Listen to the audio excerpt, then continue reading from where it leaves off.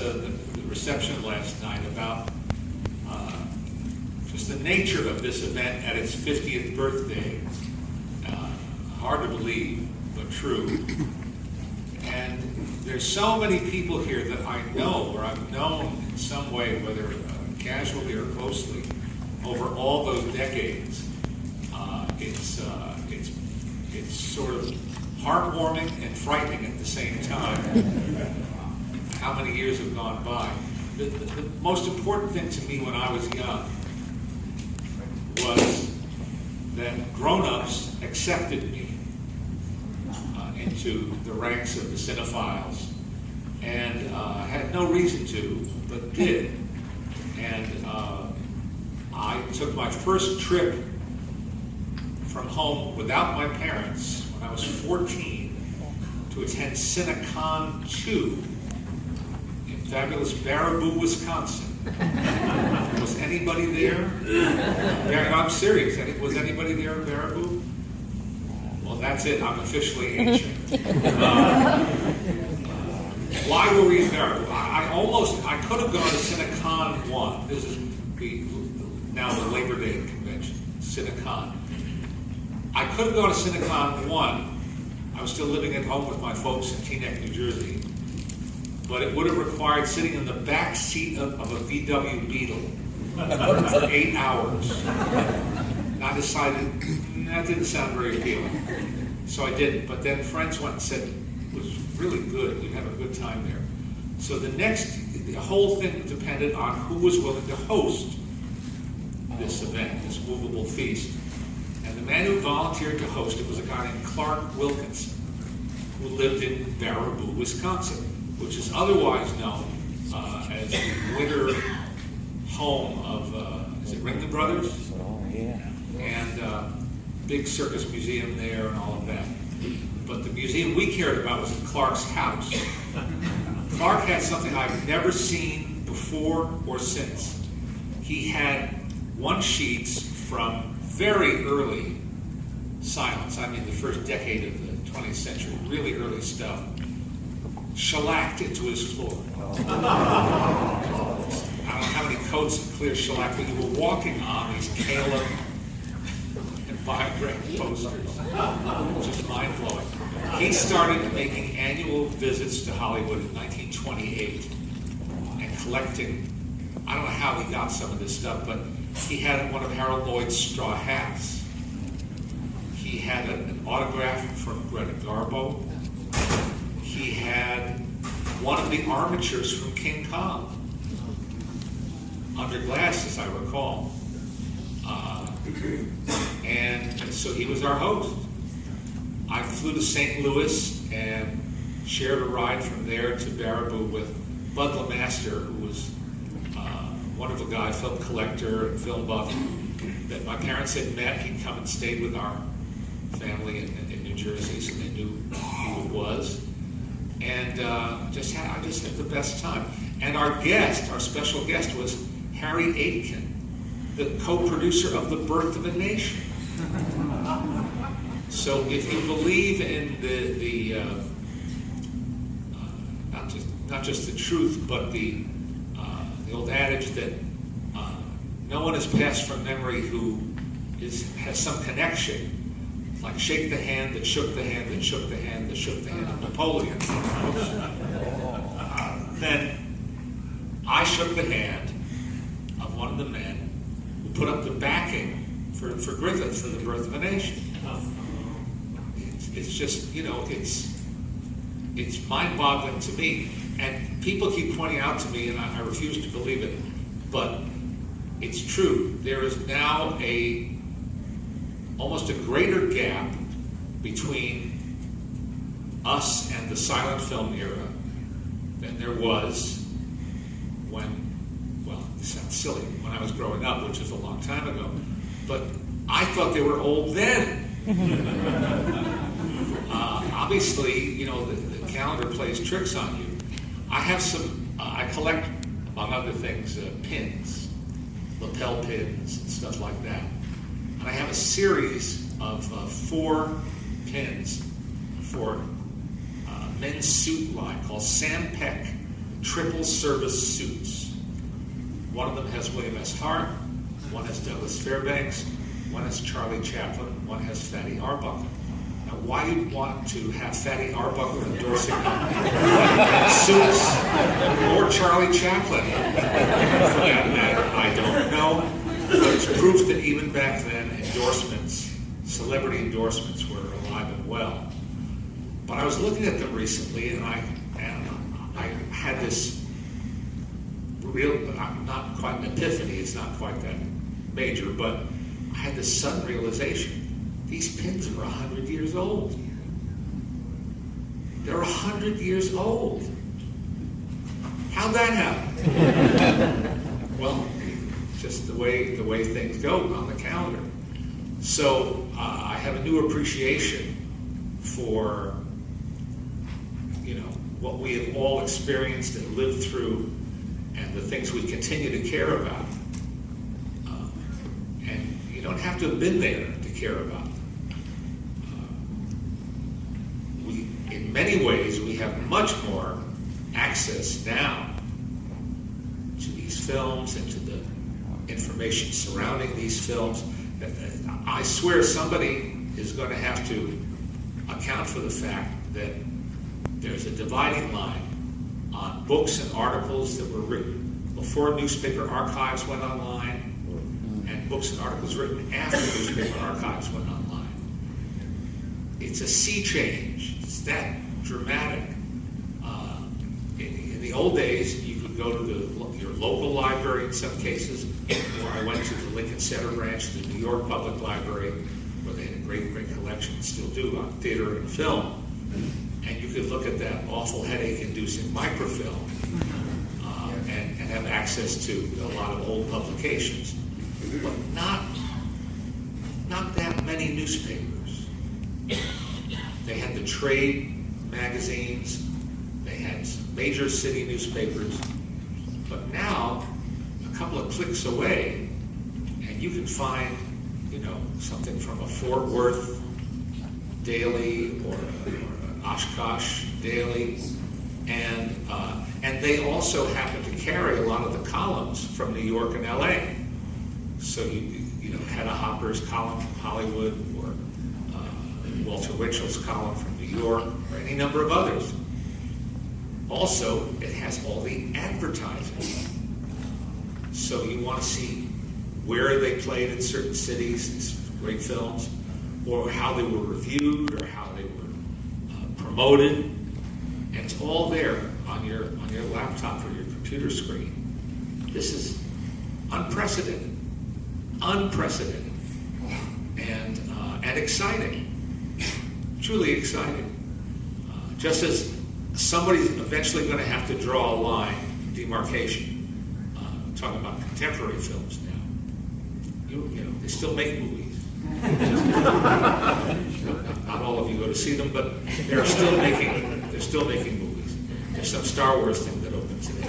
So there's going to be a point where somebody's going to have to acknowledge the fact that there's a period before computers and cell phones in movies, and a period after computers and cell phones in movies. And I've talked to several filmmakers who admitted that they've deliberately set their films in the recent past, say 20 years ago or 25 years ago, to eliminate cell phones from because if you're being honest and telling a story about young people, the whole film will be that. Or their head down, pecking away. I swear, my wife and I say that we're going to have to donate my daughter's thumbs to MIT. She is so fast. I've always been a pretty fast typist, but she's got me beat.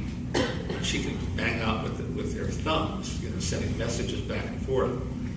But let's face it, if you have movies like, I introduced Rear Window, for instance, at a screening in LA a couple of years ago, and there was it was one of the grand movie palaces downtown, and we had a big, diverse audience, all ages, all walks and stripes of Angelinos were there. And I felt I had to point out that there was no texting at that time when Alfred Hitchcock made the film. So nobody could warn Jimmy Stewart that Raymond Burr was approaching. But, you know, I'm not kidding, really. I mean, you have to set up context for people, especially younger people. And they don't know, they've grown up with all of this technology. And it's put a lot of screenwriters to the test, and directors too, to the test of how they can duck and weave and get around this technology and still tell a story like a suspenseful story. I'm a fan of John Carpenter's Assault on Precinct 13, which is in itself kind of a remake of Rio Bravo, set inside an isolated police station where all communications have been cut off. That's the whole point of the movie. Nobody can get a message out to the outside world. Well, it was remade, and pretty well, not too many years ago, and they had to come up with some explanation why the cell phone service was down, and why they had no Wi-Fi and they had no access to the outside world. But that was a challenge I thought they met pretty well. But it's now necessary. Is Gunga in?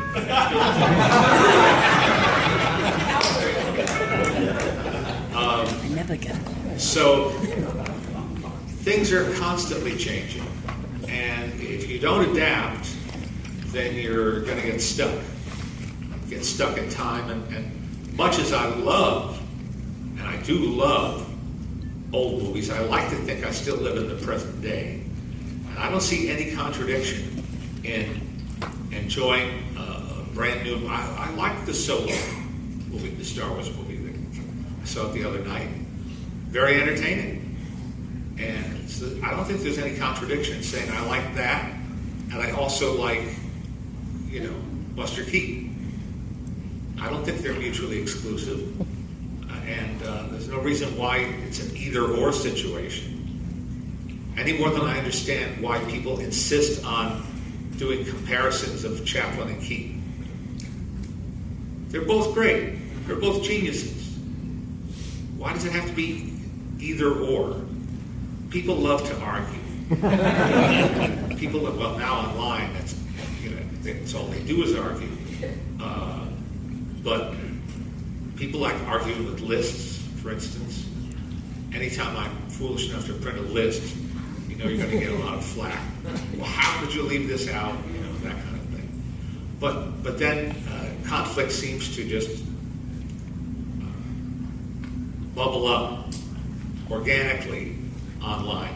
And you can almost tell from the posts that are in all capital letters, they use a lot of exclamation points, who you're dealing with. A friend asked me the other day about something about engaging with your readers.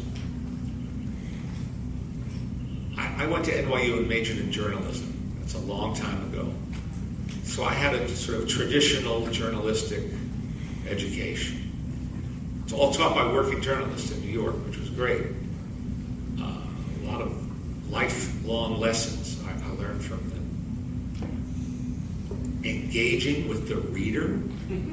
No, you write an article, it gets published, and you move on to write your next article. Engaging with the reader? Do I care about, you know, what every single person has to say? In a general sense, sure. And anybody who writes wants to get feedback. But there are limits. I'd like to get intelligent feedback. I'd like to get thoughtful feedback. I don't care, you know, it doesn't all have to be positive. I'm not saying that. You know, I'm not immune to I've got an ego like everybody, and everybody likes to get approbation and approval for what they do. So sure, it's nice to get positive feedback. You're always going to get some negative feedback. I told someone last night about never, ever reading my book reviews on Amazon, the user reviews. I did it once only, years ago, I started scrolling down the user reviews, and they were mostly pretty good for my movie guide. And then about 4 or 5 down was a guy who gave me 1 star. He killed my whole curve by giving me 1 star because I didn't cover enough Mexican horror movies. You know what? I don't apologize. Never said it's every movie in the world, never pretended to be every movie ever made. Couldn't cover everything. Mexican horror films didn't make the cut. Mea culpa, what can I say? But looking back, I had so many great experiences early in my life, and early in my career. And that's what sort of led to this, I'm going into book plug mode now. Sort of led to this new book, and there is the publisher, Robert Matson, standing right there in the back. Wave hello. He's neither Simon nor Schuster, but he is a very good publisher. He and his wife Mary run Good Night Books, and they've done a lot of really worthwhile books. And I'm very happy to be working with them on this. And what this is a collection of articles that appeared in my first fanzine, Film Fan Monthly, which I contributed to at age 13 and took over at age 15. People thought I was strange or weird or some sort of, freakish wunderkind. It just seemed natural to me. I had fallen in love with movie history. I loved to write. So I started writing about movie history as I learned it. Writing while learning more and more. From reading books at the local library, what few there were, and by screening as much as I could, I started collecting on 8mm, not Super 8, standard 8mm, because I'm older, and I just loved everything about it. And I have to say that when I had the opportunity to take over this magazine from its founder, Darrell Davy, at age 15, having contributed for several years, schoolwork instantly took a distant second place. And I was lucky that I could sort of somewhat coast through the rest of my high school career. My Achilles heel was science and math. I lumped them together. I kept placing into advanced math classes, which I would then fail. And I kept saying, I know what I'm going to do with my life. I'm going to be writing, I'm going to be doing something like this. Why do I need trigonometry? I understand knowing arithmetic and having a sense that, if you give somebody a $50 bill and you're paying $20, they should give you $30 back. Practical stuff like that. Fractions can be useful too. But when it came to the so-called new math, I was clueless. I failed an a take-home open book test. I am not kidding. It was hopeless. I had to take one science course, and I was afraid of dissecting a frog, so I would do anything to avoid taking biology. And I took physics. I thought that would be harmless. It was as if I was trying to study ancient Mayan languages. Just no clue. But we had multiple choice tests, so I put C for everything. Figuring I had at least some odds of getting some questions right. And I didn't. I just barely passed and got through high school that way. But publishing my own magazine, that was the most heady experience imaginable. I can't compare it to, this is just like being your own boss in any way, in any field.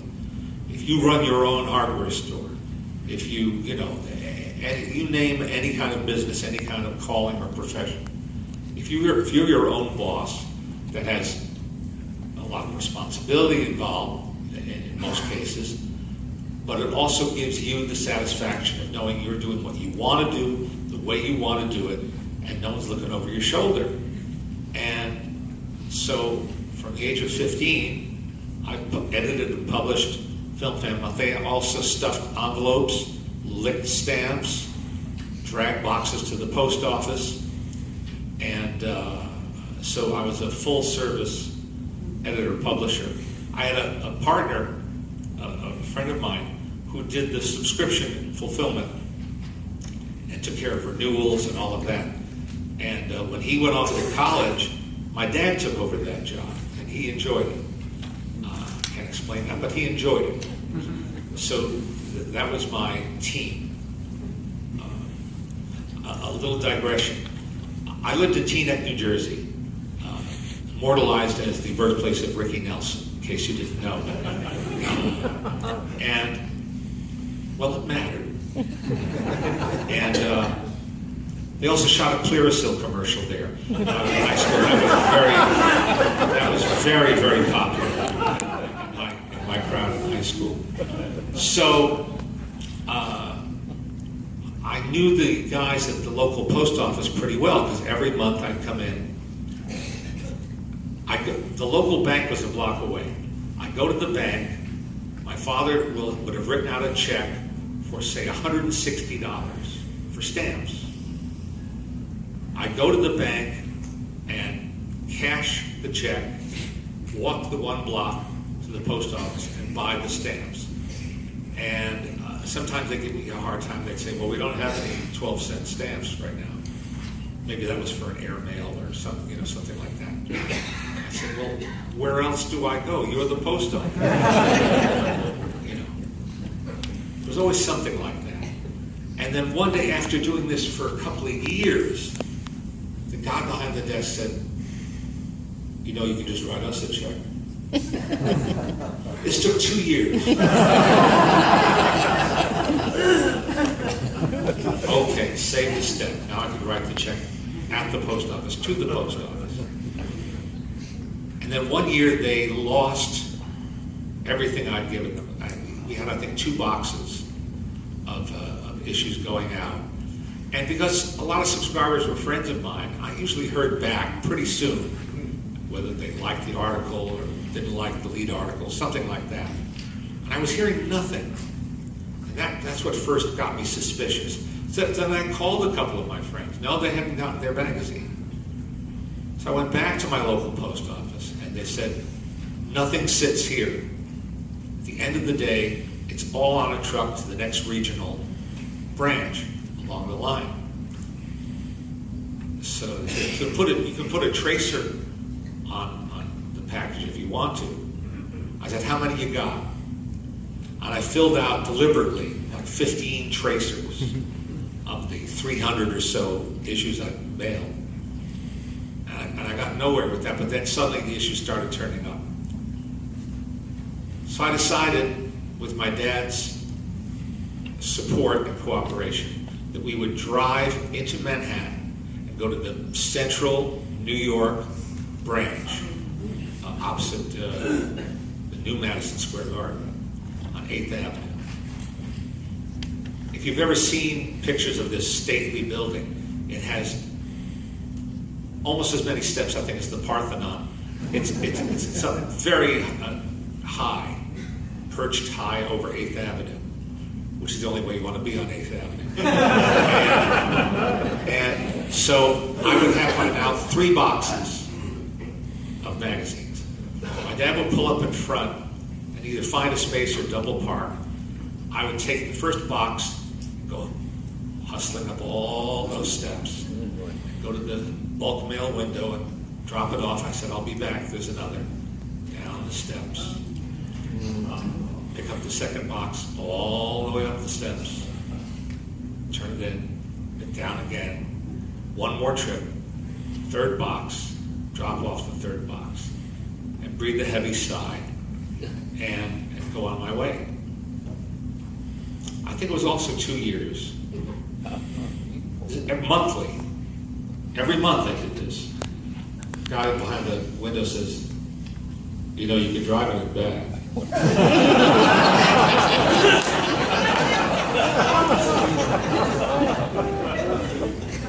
What else? you know. So I've done a little of everything. I've had too much experience with some of the more mundane aspects of publishing. I did that every month for 9 years, age of 15 to age of 24. And when I was 24, I also got married. Not also. Oh, by the way, I got married. No. I found the love of my life. She's sitting right there. That's my wife, Alice.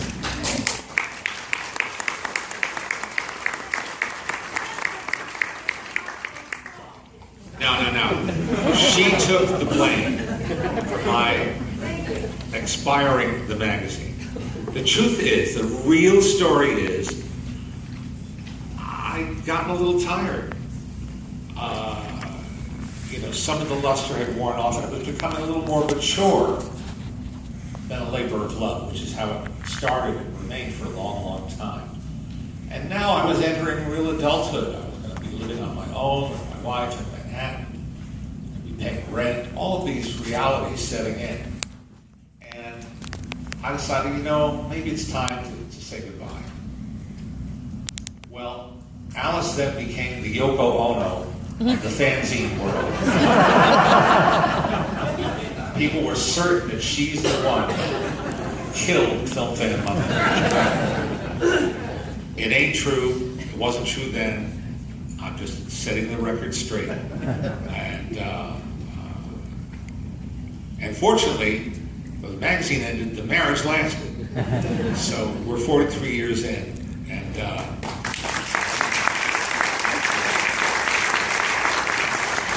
cheap bit for applause, I admit. But we still love watching movies together. The first night we spent together was at Bill Everest's Theodore Huff Film Society, watching 2 silent films. Where do you find a girl like that? Certainly not at the Theodore Huff Film Society. But that was the end of my first phase of fanzine editor-publishership. Then, oddly, decades later, when I'd been very lucky and enjoyed some success with some of my books, and then stumbled into a television career, totally unexpectedly, and was reaching a vast audience on Entertainment Tonight. And for a period there, I had tremendous freedom. There were 2 producers who ran the show for a while who gave me carte blanche to do whatever I wanted. Every Monday I had a slot. I could do anything I wanted. And it was just a golden moment for me. Because that's for me, I'm busy. But you know what? I was still missing something. I still missed that feeling of being my own boss, of writing about anything I pleased, interviewing whoever I wanted. So I started, this time I called it a newsletter. It was more of a newsletter format, called Leonard Maltin's Movie Crazy. And I had a great time. I wrote every word. In Film Fan Monthly, I had other contributors. This was my baby. I wrote every word. I gave myself new challenges of research projects that I had to, really dig into in depth.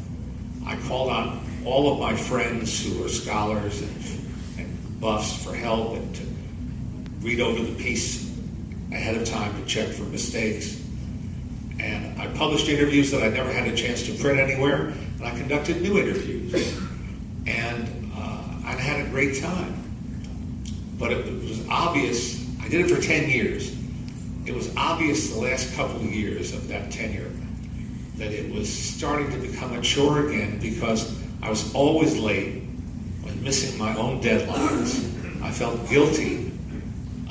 And I realized, if I'm feeling guilty and it feels like work, maybe it's time to say goodbye to this too. And I did something that apparently is very rare. I refunded the unfulfilled subscription money. I sent checks to everybody, and a couple of people come up to me and said, I never had that happen before. And, well, but how can I keep your money if I wasn't fulfilling, the obligation? It just seemed the only logical thing to do. So that's what I did. And then, earlier this year, I heard from Robert Matson and his wife Mary, who run Good Night Books. That's Good Night with a K, Good Night Books. And I enjoyed everything they'd published so far, beginning with the book that Robert wrote called Errol Flynn Slept Here. And if you don't know it, if you haven't read it, it's a wonderful book. A very surprising book with some really neat things in it. It's not really gossip. It's just colorful stories about a colorful residence in Hollywood. And he's followed it up with a number of other really first-class books, plus he publishes John McElwee's wonderful books. And he approached me and said, do you have anything that you wanted to do or that you'd be willing to do? And I said, well, I don't feel terribly ambitious about starting a project from scratch, but I have a lot of articles from my older magazines that I've never anthologized, and that people either didn't read the first time around or haven't had access to for years and years and years. What would you think of an anthology? And he said, yes. And this is the book called Hooked on Hollywood. I wrote new forwards for each section to put them in some sort of context, because the first interview in the book was conducted when I was 16 years old with Anita Luce, the author of Gentlemen Prefer Blondes. How lucky can you get, right? By the way, she lived on for a number of years after I did that interview. She was completely lucid and a wonderful, and I learned I had to transcribe these interviews off of the audio cassettes that I was using. And when I transcribed hers, everything was in a perfect sentence, and all thoughts were in perfect paragraphs. I've never had that before or since. People talk conversationally; they don't talk in printed form. So you get some run-on sentences, or people say like, or or I mean, little hesitations and things. So you smooth some of those out for the purpose of printing them. She was letter perfect in her conversation.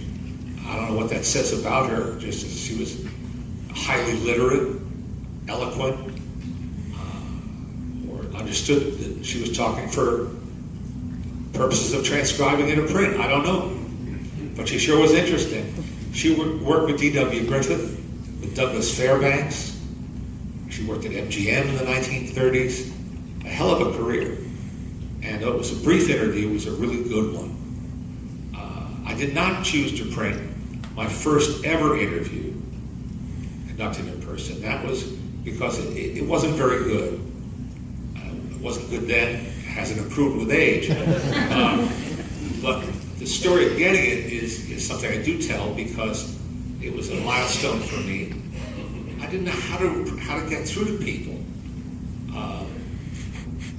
I went with a friend, I think, to a matinee performance on Broadway of The Odd Couple.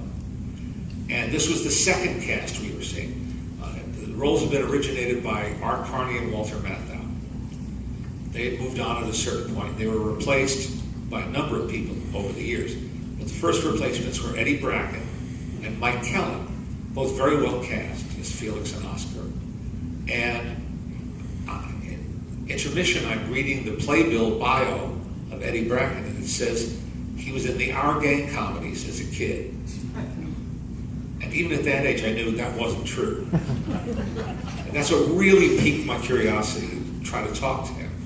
So after the show, I waited at the stage door and waited and waited. And it gave me a lifelong wariness for stage doormen. Some of them can be nice, like every other Thursday in a month with R in it. But I'm not fond of them generally. I feel intimidated. But finally, this guy said, what do you want? I said, I want to say hello to Mr. Bracken. and I gave him a copy of one of the first issues of Film Fan Monthly. I said, I'd like to interview him for my magazine. So he said, I'll talk to him. So he passed that along to Mr. Brackett, who sent back word that if I came back after the Saturday matinee that week, he'd be happy to see me. Okay. Well, this may come as a shock, but there was no IMDb in those days. And so I had to do a lot of homework in a hurry, trying to patch together a list of his films as best I could, and develop some questions. But I was completely inexperienced. He could not have been nicer. He was very, very nice. As so many of the people I dealt with, I'm a kid, and they didn't have to be that nice, but so many people were, and he was one. But he tended to, how do I put this? I like old-fashioned expressions. He tended to throw the bull a little bit, and I didn't know how to respond to any of that. I also didn't have follow-up questions. He would tell me a brief story about working with Preston Sturges, and I had no follow-up question to get at the meat of what I was after. So it wasn't a terribly good interview. Again, he was awfully nice, but it wasn't a terribly good interview. And that's why it's not in this collection. But it was not the first time or last time that I waited at a stage door. And I found other ways to try to get to people. One of my great sources was the Manhattan telephone directory, which in those days was, this thick. And the most amazing people were in it. Amazing people. I found Rube Goldberg. Well, there were two Reuben Goldbergs listed in the Manhattan phone book. One was in Harlem, and one was on the East 40s. And I guessed that it was probably the one on the East 40s I wanted to talk to. But still, he answered the phone himself, and I found myself stumbling through this kind of conversation. Are you the Rube Goldberg, the famous cartoonist? And essentially he said, yes, I am. I said, well, my name's Leonard Maltin. I live in New Jersey, and I publish a magazine, and I'm a great fan of yours. Would you consider giving me an interview? He said, sure. We made a date, and I went to his studio in the East 40s, where he was then, at that stage of his life and career, doing sculptures. And if you remember, everyone remembers the Rube Goldberg contraptions, but he also drew funny-looking people. And so now the funny-looking people were in 3 dimensions, in these very, very amusing sculptures. And it was in that setting that I talked to him, and I don't know whatever happened to that interview, I'm sorry to say. I'm a pack rat, but I've never found a tape or a transcript. So I just have this distant memory. And he did sign my copy of his latest book, which was called How to Remove the Wad of Cotton from a Bottle of Aspirin and Other Problems Solved. And so I have an inscription from the Rube Goldberg. And there was also a publication I found at my local library called Current Biography. I don't know if they still exist or not. They're probably online if they exist at all. But it was meant as a periodical that would be gathered into a book once a year. Biographies of notable people in all fields, including show business. And as part of the statistics they would give you, they would give an address. Now, usually this was a business address. It might be their agent, their manager, their place of work or business office. And so I wrote to Burgess Meredith. And I think it was his manager or agent who received the letter, passed it on to Mr. Meredith, who wrote me back and said he'd be happy to see me at his home in Pound Ridge, New York. His home, which was called High Tor, after the Maxwell Anderson play of the same name. And he made his reputation on Broadway in a Maxwell Anderson play called Winterset. So I didn't drive yet. My dad drove me up to Pound Ridge, and I had the most wonderful afternoon with Burgess Meredith, who was a dream subject, especially for somebody who was young and not skilled yet at the fine art of interviewing. because he needed no prodding. You could just ask him, mention a subject, and he'd go right off and tell you interesting stories. He's a very articulate guy, very, very nice. I found one of the magic subjects that day, Ernst Lubitsch. If you asked anybody who worked with Ernst Lubitsch, they smiled immediately and had something lovely to say. People loved working with him. Another magic subject was Sam Goldwyn, because people always had Goldwynisms and that kind of thing. But Burgess Meredith couldn't have been nicer, and in a wonderful interview, which is in this book. I made my first trip to Hollywood. Again, I have to explain, especially for younger people. It's very hard being in a strange town, not yet being able to drive, and dependent on paid telephones. When you're calling somebody, you have a tentative appointment, you call, and they're not in the office. You can't give them a callback number. You have to wait 20 minutes, find another payphone, and call again. I did all that. I had friends who did drive, God bless them. They made it possible or feasible for me to meet various people, and I had an ace in the hole. There was a lovely guy who was a member of the Sons of the Desert in New York. Any Sons of the Desert? Folks here? Both of you. Okay. Oh, and then another one. All right. These folks here. There was a guy who was a member of the New York Suns named Vic Gedalia, and his day job was working as a publicist for the ABC television network. And Vic said to me, if you're going to LA, I might be able to help you get to some people. I said, that would be terrific. But it was on a day-to-day basis. So, but he came through. Not everybody I met came through. He delivered. But it did involve these logistical problems of phone calls. He said to me one morning, Henry Wilcoxon is guesting on an episode of Marcus Welby, MD. Would you want to talk to him over lunch? Sure. Of course. Now again, I couldn't go to any internet to get information on Henry Wilcoxon. I forget how I got what little I was able to gather. I knew he'd worked with DeMille. I knew that. I didn't know his background or anything like that. So essentially I had to fake it. He too, a man who liked to talk, had good stories, couldn't have been more charming. We ate at the Universal Studio Commissary. That was exciting in itself. And I had my little tape recorder, and it didn't fail me. I had stories like that too. And so I got a Henry Wilcoxon interview. So everything built on everything else. One day he said,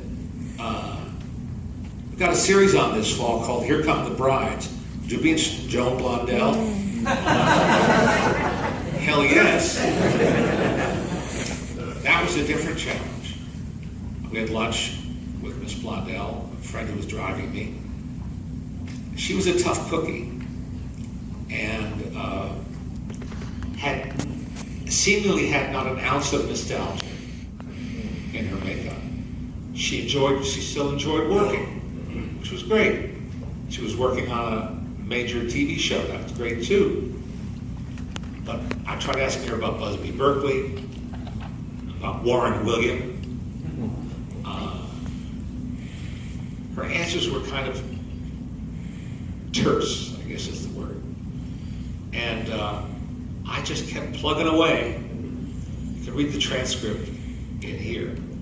And you can see the difficulty I'm having with her. She's not being unpleasant. She's not being rude. She just didn't have much to say. And she later wrote a book, which some of you may have read, called Center Door Fancy, which is essentially a somewhat fictionalized, but not too terribly fictionalized, autobiography about her years growing up in show business and vaudeville and all of that. And so maybe she got out a lot of her feelings that way and not in a straightforward interview.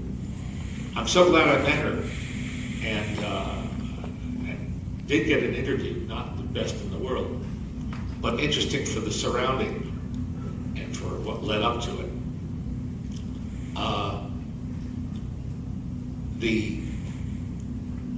Over the years, I never got tired of seeking out interesting interview subjects.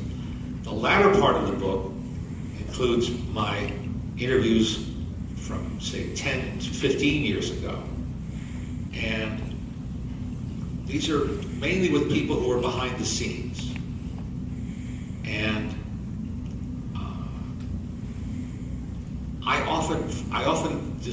decided that those people and supporting actors, the ones who didn't have the spotlight shining in their eyes all the time, but the ones who were over to the side a little bit, they often had the most interesting perspective. Maybe it's because they weren't the star, they weren't the center of attention, but they were in a position to observe that made them more interesting to talk to. And then the behind-the-scenes people, you never knew what you were going to get. I interviewed Arthur Gardner. He was a partner in a production company that you may have seen on TV credits, Levy Gardner Lavin. They produced The Rifleman. They produced The Big Valley. Over the years, they had a number of successful TV shows. But Arthur, who lived to be 101, started out as an actor, a juvenile.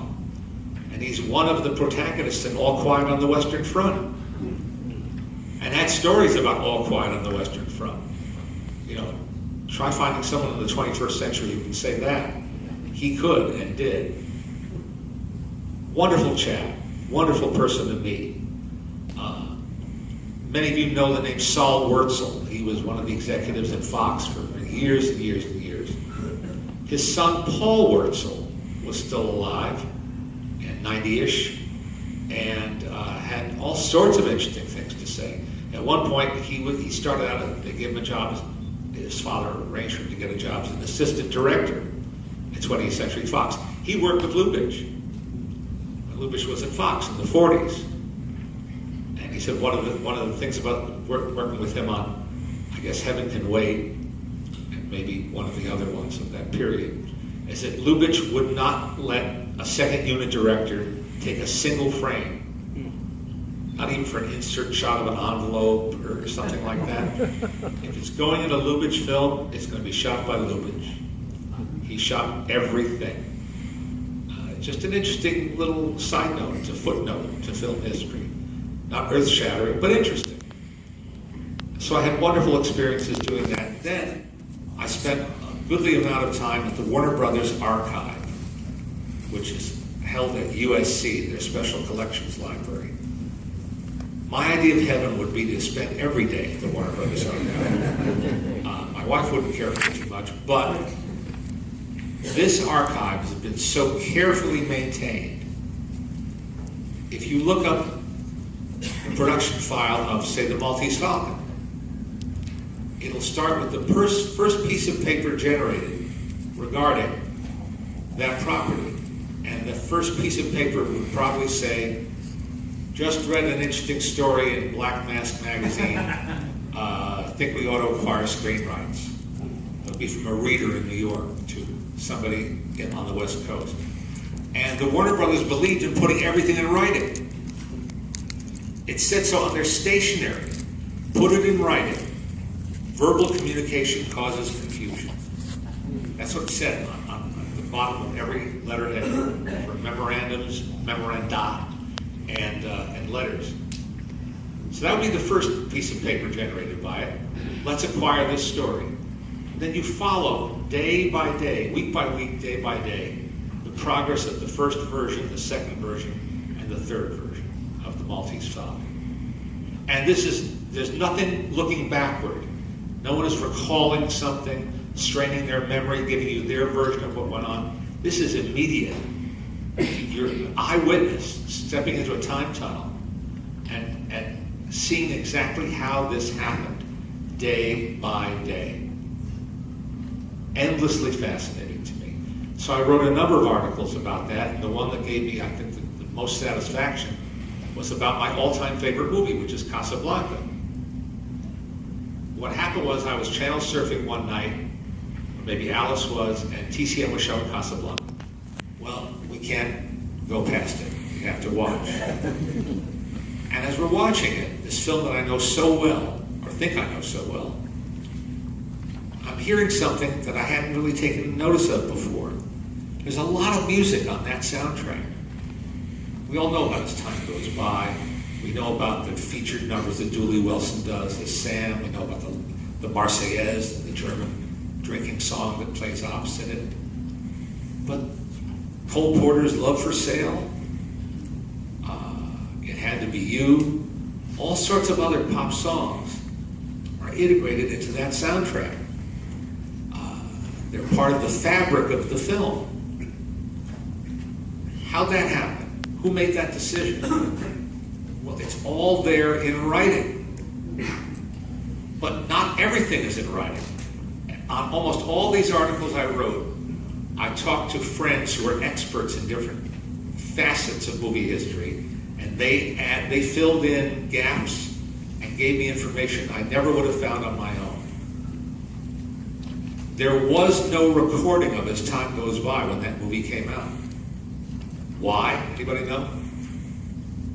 I don't know, but I want you to talk about the Warner Brothers studio tour.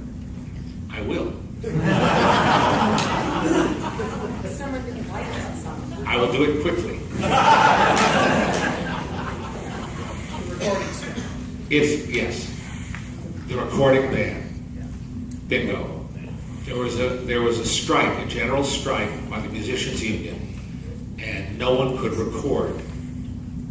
And this is in 1942-43. But what I didn't know, and so what they did was they reissued Rudy Vallee's recording from the early 30s when the song was new, and he had the hit because there was no option. That was it. They were allowed to reissue an older recording. But then my friend Miles Kruger, who knows more about musical info than anybody alive, said to me, "Oh no, Dooley Wilson did record it something like 6 months later, because I think it was Decca made the first deal with the American Federation of Musicians. They were the first ones to start making new records, and one of the first records they did was Dooley Wilson performing As Time Goes By." The lore for years had been that Dooley Wilson never recorded it in its entirety. Not true. That's the kind of stuff I thrive on, just finding those interesting nuggets along the way.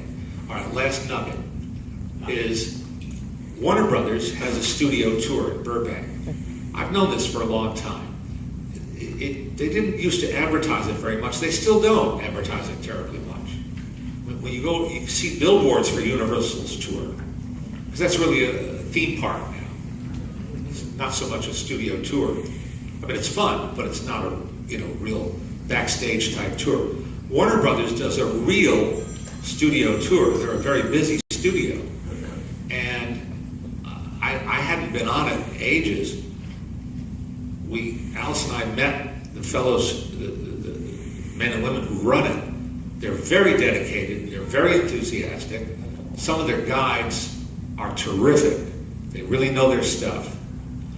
But the customers, which they get mostly from TripAdvisor, that's what saves them advertising. TripAdvisor gives them very high ratings.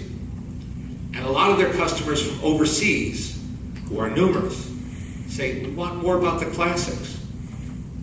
What about it's nice to see the set from Friends, but what about the classic movies? So they've started putting more classic stuff into their museum, which is the last stop on the tour. It's Soundstage 40. They filled it with interesting stuff. But they added just recently mannequins of Bogart and Bergman in authentic costumes they wore in Casablanca. I'm not blasé when I see that. They have a James Dean outfit from, I think, Rebel Without a Cause. They have a bunch of Cecil Beaton costumes from My Fair Lady. Breathtaking. They have a Vitaphone stamper that used to actually produce the discs, the transcription discs. A lot of more things are being added and more emphasis on classic movies, some of which is now narrated by me. They hired me, and I was thrilled to get hired for this job. And they've just debuted it, I think. Have they done it yet, or is it about to, honey? It's back to. It's on the verge of being instigated. It's called Classics Made Here. So you can choose the General Studio Tour, or a Deluxe Studio Tour, or the Classics Made Here Tour. And they're going to be adding to it, month by month. And it's in direct response to their customers asking for it. Isn't that unusual? What a concept. And so I'm very happy to be part of that. And I'm interested to see where it goes and how it builds. And I hope it does build. I hope it's a big success for them. And everybody should go if they're in out. Well, I thought that was obvious.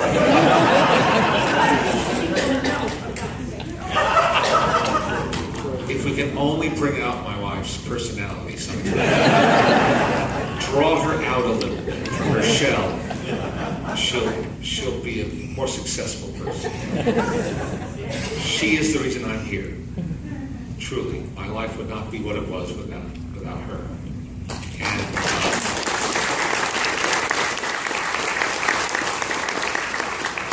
she used to say she saved me from a life in a dark room, but what am I doing this weekend? Anyhow, time's up. Did you want to take any questions? Oh, if we have time. We've already about 5 minutes. 5 minutes of questions. That may go by faster than we think. Yes, sir. 2 quick questions.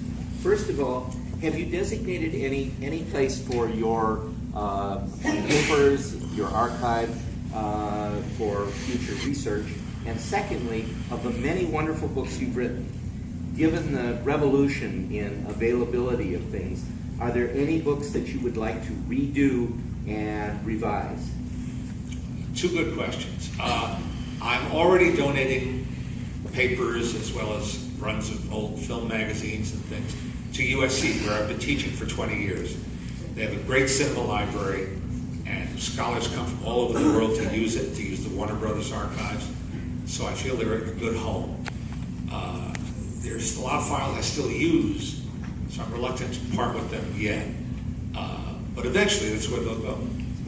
And I'm scared to think of what it would take to revise some of those books because of the plethora of information that's now available. I think I'll let them stand. Yes? Did you challenge Eddie Bracken on that? No! On that play? No! How do I? Oh, yes. No, I did on that one point. What did he say? He said, oh, I was in an imitation of our gang called the Kitty Troopers. There were a lot of bogus, imitation of our gang, especially in the silent era. So let's give him the benefit of the doubt on that one. I still let it say our gang in the Playbill bio, but I did ask him about it, and that was his response. Yes? In the foreseeable future, do you see a authorized release of Song of the South? Honestly, no. He's asking if I foresee an authorized release of Walt Disney's Song of the South.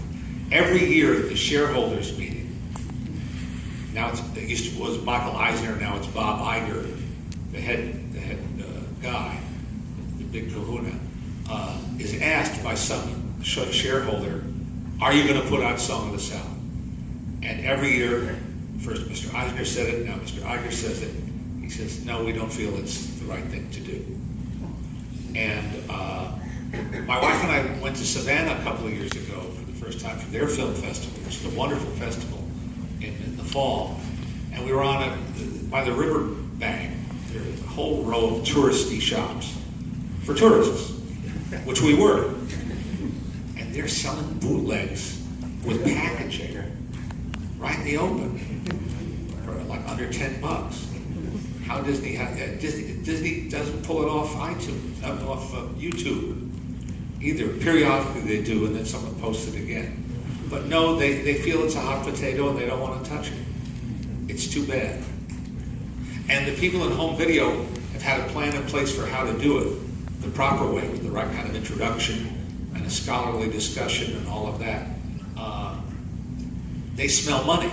They know that they would make a lot of money if they put it out, but it goes to the top, and the top says, no, we're not doing that. Yes, sir.